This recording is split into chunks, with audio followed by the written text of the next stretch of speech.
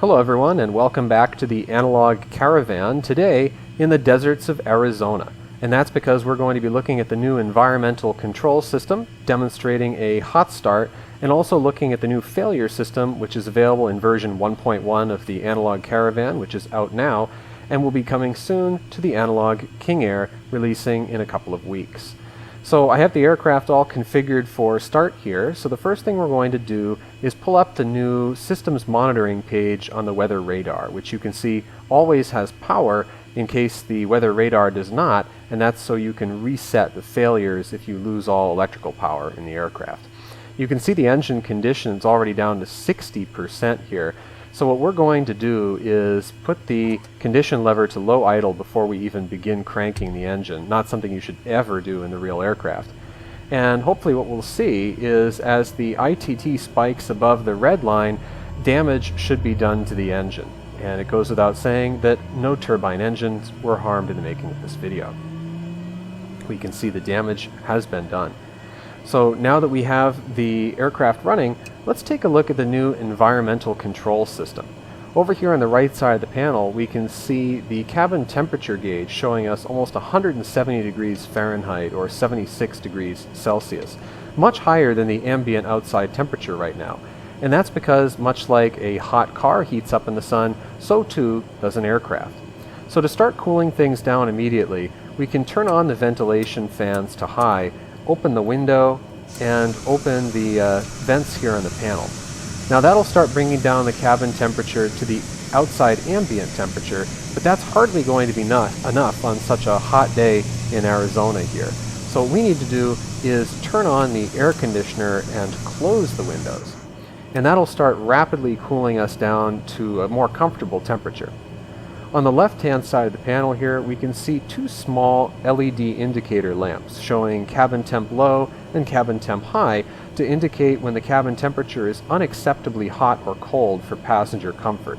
And those are located right in the pilot's primary field of view so that you can have your attention called to them and thereby the cabin climate controls, since you might miss the cabin temperature since this is just a simulation after all. If this was a particularly cold day instead of a hot one, we'd want to turn on the ventilation fans, turn the temperature control knob all the way up, bleed air on, and the mixing air to the ground position. And with so much bleed air being drawn from the engine, we would see the ITT temperature go up as cooling air is drawn away from the core.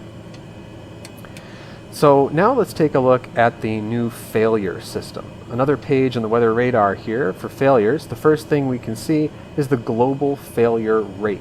And that's variable all the way from no failures up to 1024 multiplier. And that's so that we can experience some of the rarer failures in this aircraft that would take you hundreds of hours otherwise to experience if we were at a 1 times multiplier based on the real mean time between failure of the systems in the real aircraft. So I recommend somewhere between 16 and 32 is enough to give you some excitement and force you to try out some of those emergency checklists that are available here in the aircraft and recover from some system failures without having a catastrophic failure on every single flight. If we go to the detailed failure settings here, you can see all the failures listed, and they're color-coded to better help you find what you're looking for.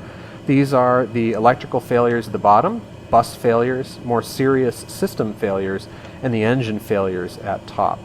You can adjust the mean time between failure of all of these or turn them off, and they will be saved in between flights, so you don't have to do it every time. But let's say that you wanted, instead of waiting for a random failure to occur, instead to schedule them so that you can test specific scenarios on your flight. We change to scheduled failure mode, go back to detailed settings, and here we can adjust the time window in which this failure is to happen and arm it. So we'll set up a vacuum pump failure here in 1 to 2 minutes, as well as, let's say a pedostatic failure also, or pedo heat failure also in about 1 to 2 minutes. And while we're waiting for those failures to occur, we can go to the active failures page, which shows no active failures yet. And we can see that the temperature is rapidly coming down here in the cabin, and hopefully soon the annunciator light will extinguish, saying that we're inside a comfortable temperature range. So now that our failures have shown up on the active failures screen, we have a vacuum pump failure and left pitot heat failure. If we come over here to the annunciator panel, we can see we have low vacuum indication. Our artificial horizon is slowly drifting and the suction gauge is showing 0. If we come down to the circuit breaker panel, we don't see any failed circuit breakers for the pitot heat. And that's because circuit breakers only fail when they have current flowing through them. So we actually have to turn on the pitot heat in order to see the circuit breaker pop out. And much like a real aircraft, even after it pops out, if you push it back in, it might stay only for a few seconds, because as the system heats back up, it will pop back out again. And we can reset these failures over here by hitting Reset Selected, or we can go back to the engine monitoring page and hit Reset All Failures. And as we can see, our vacuum pump is operating again, and the circuit breaker has gone back in for the pitot heat, and it is working. We can see that on the generator output.